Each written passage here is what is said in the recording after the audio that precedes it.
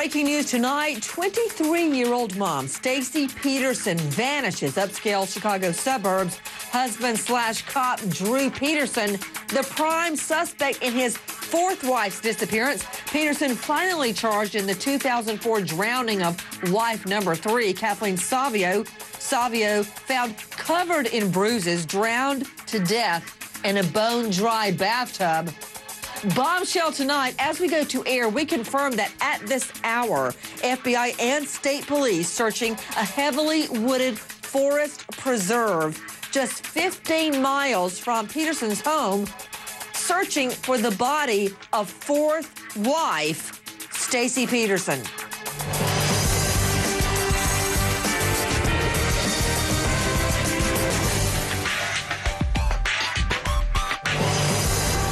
There's a new search for Drew Peterson's fourth wife, Stacy. Illinois State Police, with help from the FBI, searched the Hamel Woods Forest Preserve.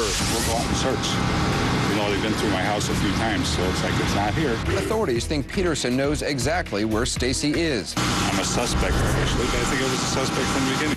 Police and the FBI are searching a wooded area where her cell phone showed activity before she disappeared. Stacy called him the night she left and told him she was leaving. I can look right in your eye and say I had nothing to do with either of those incidences. They have no evidence that any crime occurred because no crime occurred. They have a boat to help on water and a dog to help track scents. They're not going to find her in some bush or some pond or stream. They're going to have to look elsewhere. Drew Peterson is considered a suspect in the case, but he's never been charged. It happens. Wives sometimes run off. Sometimes it happens. You forget that I know. You're not the kind of girl who lets marriage stop you. You forget that I know what kind of whore you are. Oh, my God. Don't ever hold me down again. Good evening. I'm Nancy Grace. I want to thank you for being with us.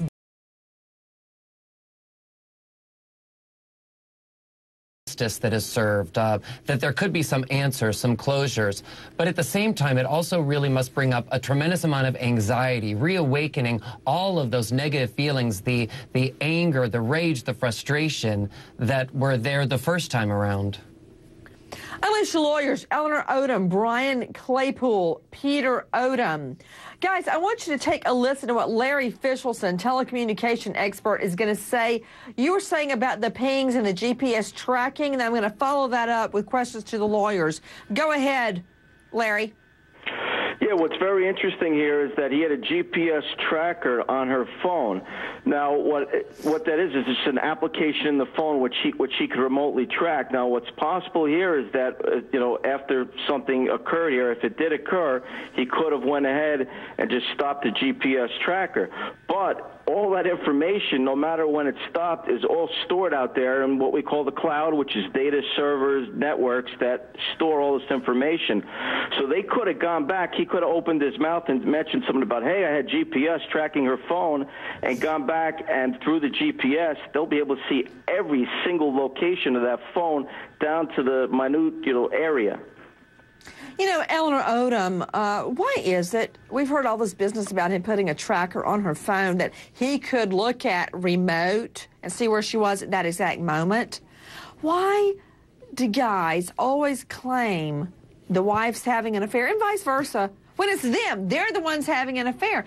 And when you hear his current lawyer, Steve Greenberg, explain, it's like listening to a snake charmer. If you listen long enough, you kind of like go with it. It's completely wrong. He's got it completely backwards. They're claiming, hey, because she had an affair, that claims she ran away. Well, the guy she's having an affair with is still there in town, all right?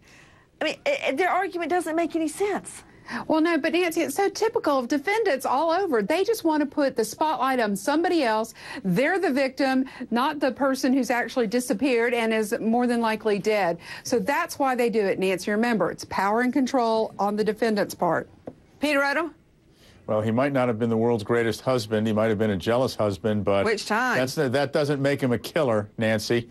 And if the police had evidence, that he was a killer, pardon me if I could finish that sentence. If the police had evidence he was a killer, then they should arrest him. If they don't have enough evidence, they should leave him alone. You mean leave him alone in his jail cell? leave him alone about this case. They've never had enough evidence. And by the way, if they prosecute him for this second crime, and that first crime comes in as evidence and it gets overturned, then this one will be overturned as well.